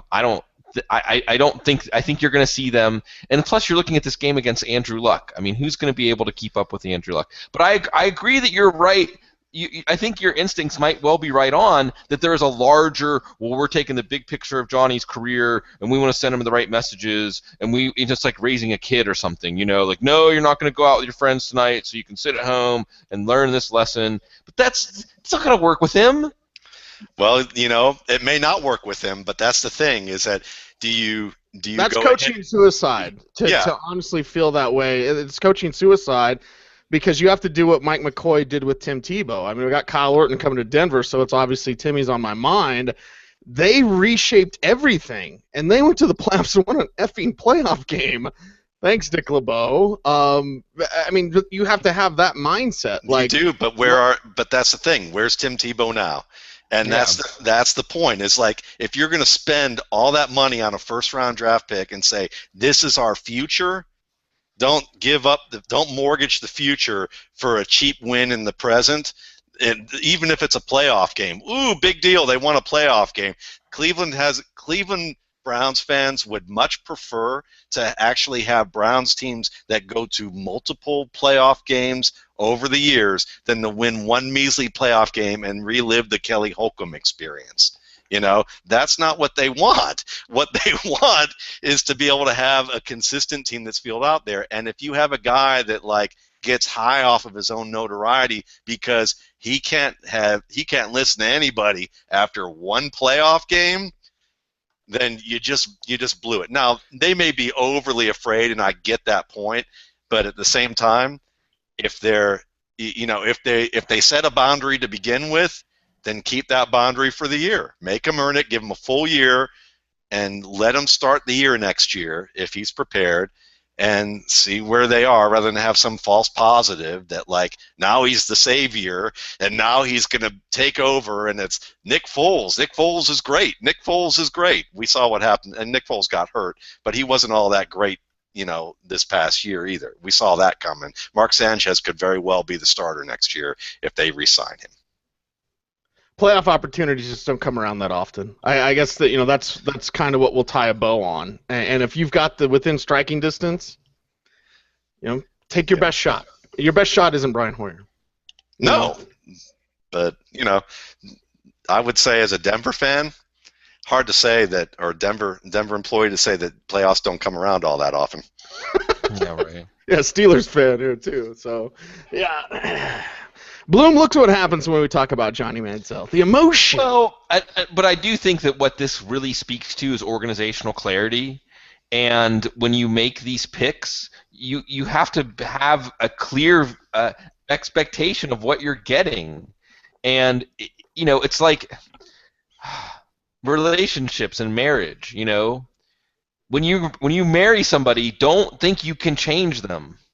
Look at the person they are that you're proposing to, But if you're raising a kid and you tell them that they can't have another slice of cake at the party, but all the other kids at the party are having another slice of cake, are you going to buckle because all the parents in your neighborhood are saying that it's okay, and you set the boundary? I mean, Again, Johnny Manziel isn't a kid, but there's got to be a balance between that marriage analogy and that parenting analogy. But all this way of looking at this problem all goes out the window if Hoyer looks the way he did the last two games and the first two or three drives. Manziel's going to go in, and that's going to be it. So I think that even though they might have a kind of a highfalutin idea of how the ideal entry for Manziel and checking off that he did his homework and he put the dishes away and he made sure to make his bed in the morning.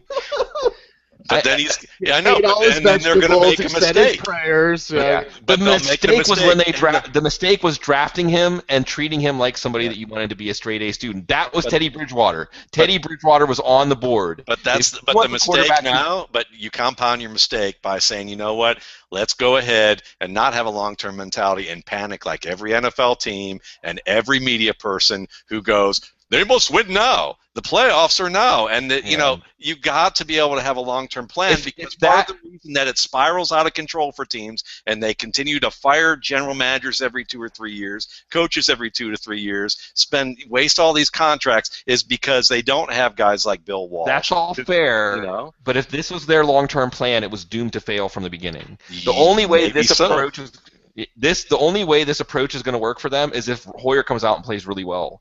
Because if they wanted to be patient and not take the cake out of the oven until they thought it was fully baked, they're going to have so much pressure after Hoyer plays his third straight bad game. Well, they won't even get through it. I think the hook is going to be short for Hoyer in this. Well, if their pressure is the media and fans in Cleveland and the national media, and that's the pressure they're feeling, then they shouldn't be heads of organization in the first place. Right. If we're a team that needs to rebuild desperately in a way that a one playoff fix isn't the panacea that they need it to be. Yeah, I do think that what we're getting at here is there probably was an organizational difference of opinion. I bet you Mike Pettin would not have drafted Manziel. Yeah, kind of like the Cutler, Matt Leinart, Vince Young decision where it was split in Tennessee. Yeah. Fun stuff, though. Where Mike Shanahan never even worked out Jay Cutler. Just ask Jeff Fisher. That's how the Broncos decided to draft Jay Cutler. Mike Shanahan asked Jeff Fisher. Yep. I mean, the scouts and Fisher wanted Cutler. Yeah. We all imagine that it's the Wizard of Oz. You know what I mean? We all imagine it's this magical power. It's dudes. Hey, what do you think? Hey, the Cutler guy? Yeah. So... we'll see. The debate rolls on. Matt, final thoughts here tonight. It's just fun having a chance to have a spirited debate with you guys. So it's always good to be able to do this, and it's live rather than on Twitter, where So I just enjoy this. It's always fun to be on the air with everyone and talk about things and let things stretch out a little bit. So we appreciate you guys listening, and I hope that everyone has a great weekend with their first week of the playoffs here. Bloom, it's all about passion. It is, and that's Manziel. And again, this gets back to what I was saying earlier in the week about, it was going to dominate the news cycle if Manziel started. It didn't, but it will when he does. And it's because it's fascinating, because it's galvanizing, because it is something that causes strong opinions. Because, as I've said before, I think I said this on the couch this week, Johnny Manziel, in a lot of ways, how you feel about him cuts to your base beliefs of what you think makes a good football player and what you think makes a good quarterback and what are things you think that are obstacles that can't be overcome. And I do think that some of the stuff Matt brought up about Manziel, and Johnny Manziel is far from the only player that's like this off the field. He's just become the poster child for it, partially because he does it in a sort of flamboyant way. But he's more McEnroe about it. Yeah, he fits the stereotype so well of what people want to think of as a party boy. There are a lot of party boys in the NFL. There are a lot of guys who you could have the goose picture and all that stuff that you had with him. But he's the one who owns it. And there's a lot of this debate, and even getting back to how they should handle him, or what we are trying to guess about how they're handling him, is this idea of whether a quarterback can be successful with that kind of lifestyle, and also not putting in the work and things like that. And I think that's what's so. I think that Johnny Manziel and what happens in his career is going to be about a lot more than him, and that's part of the reason it's so. The feelings run so deep about it, even though he's played not even a quarter in his NFL career. A series. Yeah. Pert near, as Dan Reeves would say. Everyone, that's a wrap for tonight's program. I will advise you all to go get this on iTunes, because it comes out on Tuesday. You don't have to get the record like me, and I'll cover up the bad word here. The name of the first single as Faith No More's back after 18 years, man. I'm a little bit excited. That and Star Wars. Jeez, I'm coming, Elizabeth. Take me now. Take me now. Jeez Louise. All right, that's the wrap, everyone. Thank you. We love you. It's the Audible. Stay tuned and stay frosty.